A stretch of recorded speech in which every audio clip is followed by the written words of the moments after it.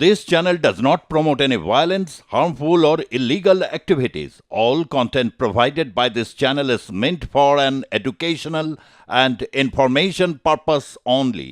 উচ্চ মাধ্যমিকের পরীক্ষায় প্রশ্ন ফাঁস বা টুকলি রুখতে এবার কড়া পদক্ষেপের কথা জানানো হয়েছে সংসদের তরফে এবং কোনো পরীক্ষার্থী থেকে যদি কোনো রকম কোনো মোবাইল ফোন বা ইলেকট্রনিক গ্যাজেট পাওয়া যায় তাহলে সেই পরীক্ষার্থীর পরীক্ষা বাতিল করা হবে।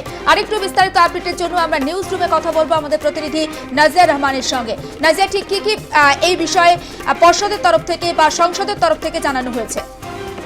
দেখো, সিবিএসসির পরে এবার দেখা যাচ্ছে উচ্চ মাধ্যমিক শিক্ষা সংসদ তারাও কিন্তু এই পরীক্ষাকে ঘিরে এবং পরীক্ষায় টুকলি বা প্রশ্ন ফাঁসকে ঘিরে কড়া পদক্ষেপ গ্রহণ করেছে। 3রা মার্চ থেকে শুরু হচ্ছে উচ্চ মাধ্যমিক পরীক্ষা এবং 18ই মার্চ পর্যন্ত চলবে এই পরীক্ষা। তবে এই পরীক্ষাকে ঘিরে যাতে স্বচ্ছতা বজায় থাকে এবং প্রশ্ন ফাঁসের মতো যাতে অভিযোগ না ওঠে বা পড়ুয়ারা যাতে টুকলি না করে সেদিকে কিন্তু কড়া নজর দিয়েছে উচ্চ মাধ্যমিক শিক্ষা সংসদ। উচ্চ মাধ্যমিক শিক্ষা সংসদের পক্ষ থেকে স্কুলগুলিকে ইনস্ট্রাকশন পাঠানো হয়েছে যে প্রশ্নপত্র খোলার আগে পরীক্ষার্থীদের কাছে কোনো ইলেকট্রনিক্স গ্যাজেটের মধ্যে শুধুমাত্র সেই ক্যালকুলেটর যেটা সংসদ প্রদত্ত হয়েছে, সংসদের পক্ষ থেকে যেটা মান্যতা দেওয়া হয়েছে অঙ্কের জন্য উচ্চ মাধ্যমিকে ক্যালকুলেটর লাগে, সেই ক্যালকুলেটর ছাড়া অন্য কোনো রকম ইলেকট্রনিক্স গ্যাজেট বা মোবাইল ফোন কিংবা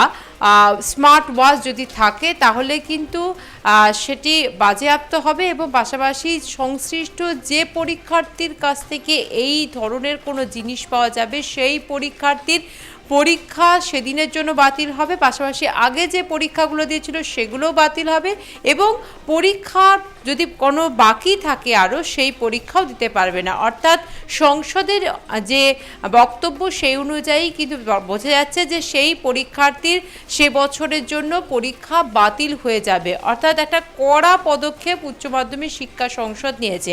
আমরা দেখেছি সিবিএসসির তরফ থেকে কিন্তু এই ধরনের একটি পদক্ষেপ নেওয়া হয়েছে। তবে সিবিএসসি আরও একটু কড়া পদক্ষেপ নিয়েছে।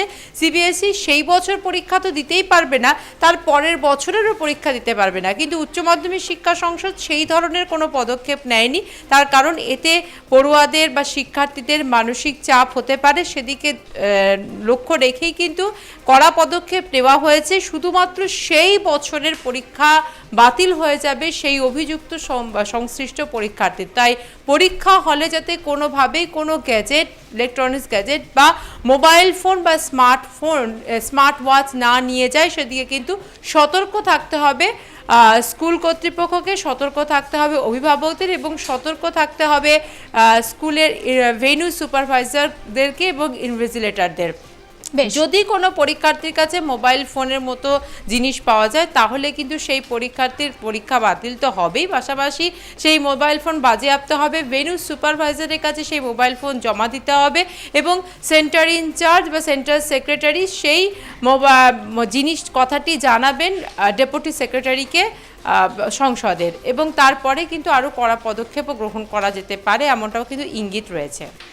একেবারে নজর থাকবে নাজিয়া, আপাতত তোমাকে ধন্যবাদ এবং অবশ্যই আমি দর্শকদের আরও একবার জানাতে চাইবো উচ্চ মাধ্যমিকে প্রশ্ন ফাঁস রুখতে কড়া পদক্ষেপ।